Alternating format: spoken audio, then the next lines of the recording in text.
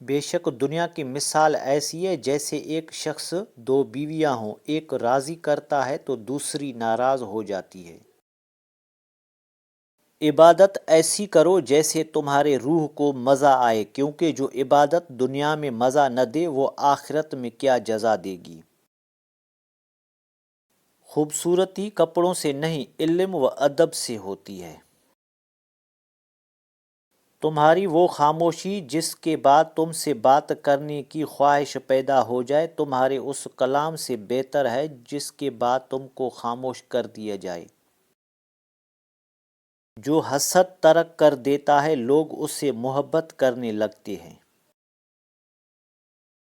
کسی بھی شخص سے تم ناراضگی کا لمحہ اتنا طویل نہ کرو کہ وہ تمہارے بغیر رہنا سیکھ لے۔ جھوٹ کی ایک یہ بھی ذلت ہے کہ وہ اس شخص کے لیے بڑے آرام سے قسم کھا لیتا ہے جو اس سے قسم کا مطالبہ نہیں کرتا۔ السلام علیکم دوستو، اگر آپ کو ہماری کاوش پسند آئی ہے تو ویڈیو کو لائک، شیئر اور سبسکرائب کریں تاکہ ہماری ہر آنے والی ویڈیو آپ تک پہنچتی رہے۔ ہمیشہ آپ کو صحیح راستہ دکھاؤں گا۔ شکریہ۔ اللہ حافظ۔